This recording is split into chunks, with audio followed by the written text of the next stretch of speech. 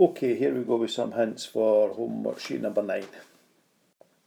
The first question is a recurrence relation question. We are told three values are 100, 50 and 30, and we have to work out the values of M and C.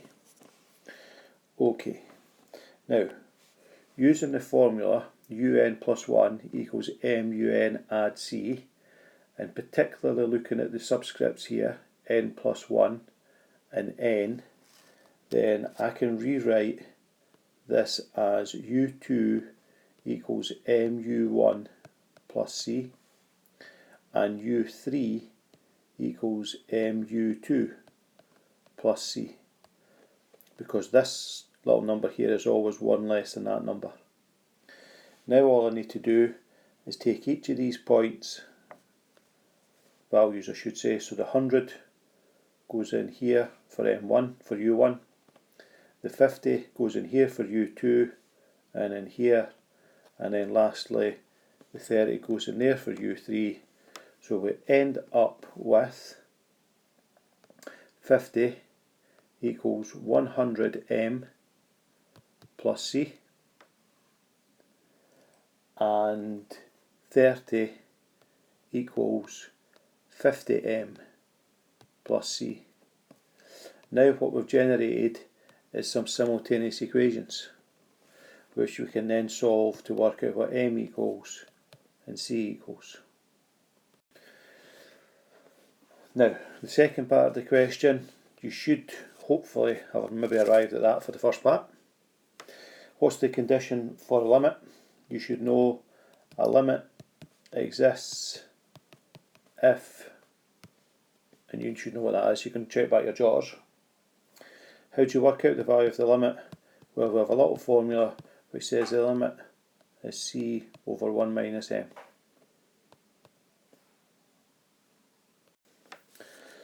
So you take the values that we have here, that's your C value, that's your M value, plug them into that formula. Now remember, it's a non-calculator question, this one. So how are you going to work out that without a calculator? I'll leave you to figure that one out. Question 2, if you look at the question, show that AB are collinear, that's great, and then find the ratio in which A divides BC. So I'm going to start with this diagram. Why? Because I can see from this diagram that my A is someplace between B and C. And that's what the question is asking. So, first of all, work out what B to A is. That's little a minus little b. So get your vectors. Do the same thing for A to C. Little c minus little a. Once you've done that, you should find that there's a connection between these answers. The connection will tell you that they're parallel, and then as you've used A in both of them, that makes them collinear. Also, the ratio has got something to do with what these numbers are at the front. So have a look at those numbers and that should tell you the ratio. For the second part of the question, completely different part, the question says that AD is equal to 3 times AB. So AD is little d minus little a, 3 lots of little b minus little a. Now you're looking to work out what d is. So all I've got to do is move the little a over to the other side. So I get d is equal to 3b minus 3a when I remove the bracket. That negative a comes over as plus a. So I've got d is 3b minus 2a. If I put my vector in for b, my vector in for a, that tells me what my vector d is, and then I can convert that to the coordinates. Question 3, log graph. Now you should know that every single log graph goes through the point 1. So I'm not giving much away if I tell you that the value of a is equal to 1. For the value of b, we're going to use the point here. We know the formula is y equals log to the base 2 of x. So if I put in the values, that's your x number, remember, that's your y number. So b is going to equal log to the base 2 of 8. Now the secret with this question is always to try and get these two numbers the same. So how can I rewrite 8 in terms of 2 to the power something? Well, I'll let you work that one out. And then your rules of logs would say that the power comes down the front and you can fix it and you can work out what b is. The second part of the question, y equals log to the base 2 of x plus 1 take away 3, so what happens to the graph? Well, inside the bracket tells you how much you move left and right, and in this case is a plus 1, so you're going to move left 1. The number at the end is negative 3, so that tells me your graph's going to move down 3 units. So you take your starting graph, which is like this. You're going to move it left 1, and then you're going to move it down 3. And you can put on this point and this point. Question 4, a nice straight line question. Find a line parallel to this one. We can only do that if this line is written as y equals mx plus c, because that's going to tell us what the gradient is. So I'm going to need to get the 2x over to that side, and then I'm going to need to get the 3 over to that side. So I'm left with my y equals. So if I take the 2x over, it's going to become negative 2x. And then if I take the 3 over, you're going to end up with y equals something x plus another fraction. Okay, this fraction here is going to be your m, and then we're going to use y minus b equals mx minus a to get the answer. Question 5, another log question. Okay, what do we know? Well, we know this little power here can jump up there. We know if we are adding, that's like a multiply. We know if we're subtracting, that's like a divide. The little dots are not working. Wait a minute. That's a divide. And then we've got another add, which is a times.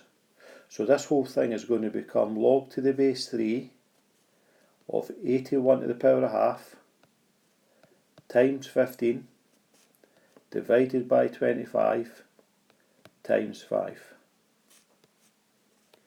Okay, now if you do a little bit of work, you know what 81 to the power of half means.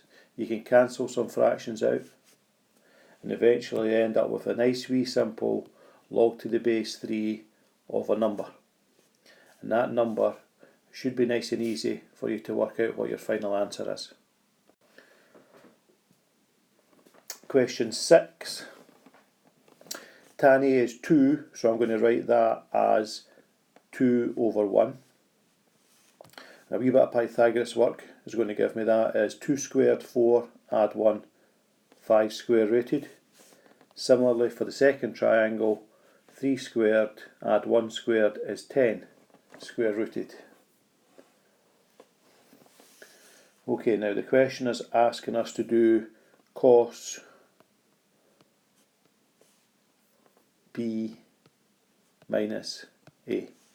So that is cos b cos a plus sin b sin a. Okay, and if you use the triangles up here, cos b is the adjacent over the hypotenuse, 1 over root 10, get a similar one here, plus get a similar one here, and a similar one here, tidy it all up and get your answer. For question 7, function question, we've got to work out f of g of x. So the g formula is going into the f. So this formula is going in here for x. So it ends up with sine bracket x plus pi upon 4. So what's the expansion for sine a plus b?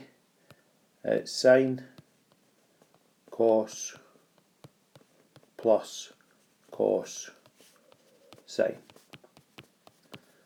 Okay, you should know what the exact value for cos pi upon 4 is and sine pi upon 4. It might be worthwhile remembering, guys, that pi upon 4 radians is equal to 45 degrees. Lastly, question A is just the same as question 6 basically.